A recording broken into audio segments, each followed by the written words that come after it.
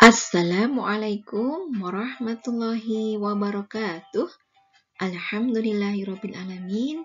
Kita bertemu kembali di tematik kelas 5, tema 1, subtema 2 bersama Ustazah Binti.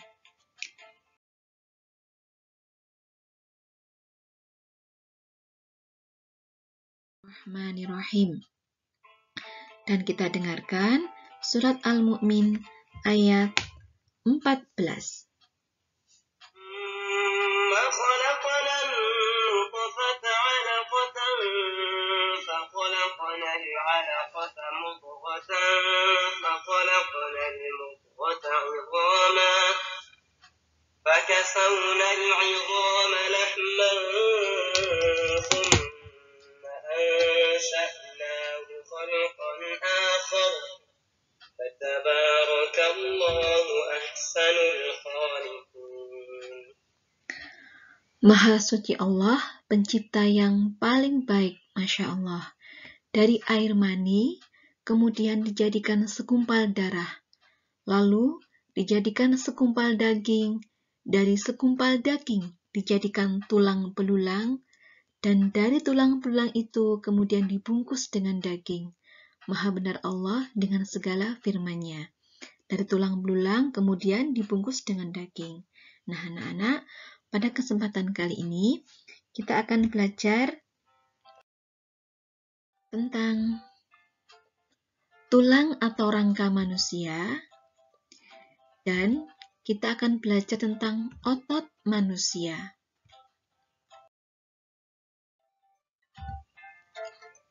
Rangka atau tulang manusia sebagai organ gerak memiliki fungsi sebagai alat gerak yang pasif. Jadi rangka atau tulang itu sebagai alat gerak yang pasif. Dan rangka atau tulang dapat bergerak hanya jika dibantu oleh otot.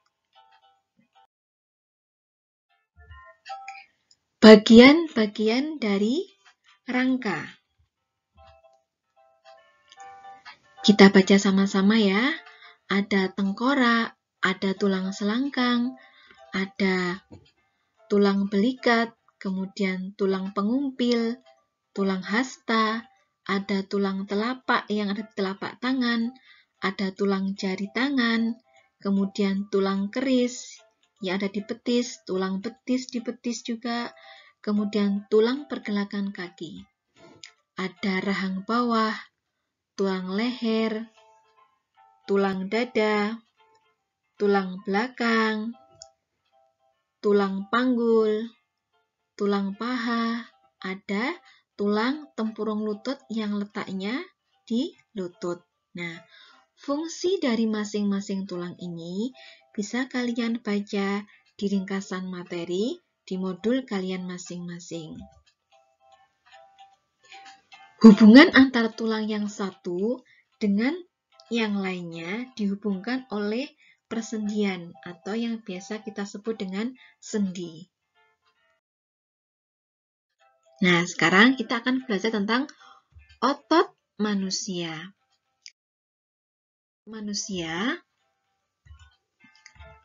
Otot manusia merupakan alat gerak dan dapat bergerak karena adanya sel otot.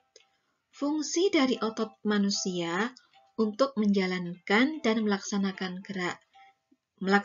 kerja, misal berjalan, memegang, mengangkat, menggerakkan jantung, dan mengalirkan darah. Itu semua adalah fungsi dari otot manusia.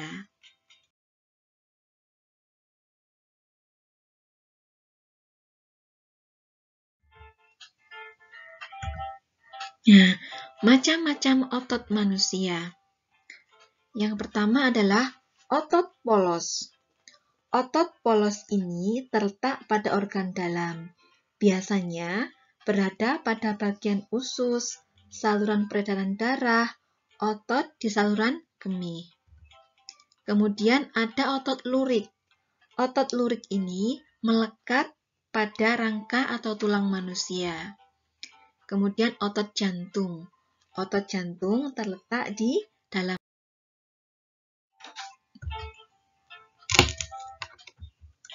otot polos. Otot polos, otot yang bekerja tanpa kesadaran yang dipengaruhi oleh sistem saraf tak sadar atau saraf otonom. Ciri-ciri otot polos bisa kalian baca di ringkasan materi di modul kalian masing-masing. Otot lurik, otot yang menempel pada rangka tubuh manusia yang digunakan dalam pergerakan. Ciri-ciri otot lurik juga bisa kalian baca di ringkasan materi di modul kalian masing-masing. Kemudian otot jantung. Otot yang bekerja secara terus-menerus dan berfungsi dalam memompa darah ke seluruh tubuh. Otot jantung ini bekerja terus-menerus tanpa istirahat dan terletak di dalam jantung. Ciri-ciri otot jantung juga bisa kalian baca di ringkasan materi di modul kalian masing-masing. Macam-macam gerak otot. Gerak otot ini bisa kalian lakukan dan bisa kalian latih agar otot kita semakin kuat, sehingga organ-organ dalam tubuh kita bisa berfungsi secara normal. Nah, bagaimana cara dan merawat otot? Cara merawat dan menjaga otot itu yang pertama adalah dengan melakukan peregangan. Bisa dilakukan sebelum kita melakukan olahraga. Dan olahraga rutin, misalnya berjalan, kemudian senam. Cara merawat dan menjaga otot yang kedua, dengan memenuhi kebutuhan cairan tubuh. Setidaknya kita dalam sehari minum 6-8 gelas sehari. Karena cairan ini dapat membantu melemaskan otot dan melembabkan sel-sel otot sehingga tidak mudah mengalami ketegangan pada otot kita. Kemudian cara menjaga dan merawat otot yang ketiga adalah mengkonsumsi makanan yang bergizi. Karena makanan yang bergizi seimbang akan sangat bermanfaat untuk tubuh kita. Yang keempat adalah menghindari gerakan yang membebani kerja otot secara berlebihan. Misalnya kita lompat-lompat yang berlebihan, kemudian kita jungkir balik di lantai yang keras, nah itu akan mencederai otot kita. Kita sudah belajar tentang rangka atau tulang manusia dan otot manusia. Nah, sekarang bacaan ini akan menambah wawasan kita. Yang pertama, bersepeda dapat menjaga kesehatan jantung, paru-paru, dan peredaran darah. Dengan bersepeda, kinerja jantung, paru-paru, dan peredaran darah akan meningkat. Selain itu, bersepeda juga mampu menguatkan otot jantung. Ada paragraf yang kedua. Otot dalam tubuh manusia memiliki beberapa fungsi, tetapi fungsi yang utama adalah untuk bergerak.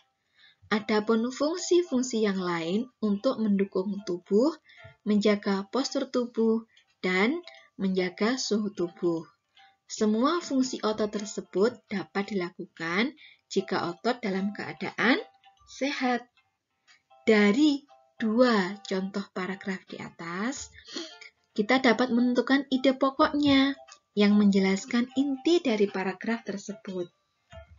Paragraf yang pertama, bersepeda dapat menjaga kesehatan jantung, paru-paru, dan peredaran darah.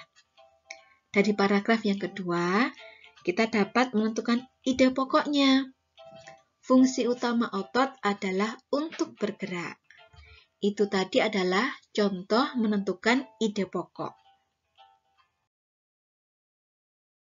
Alhamdulillahirrabbilalamin.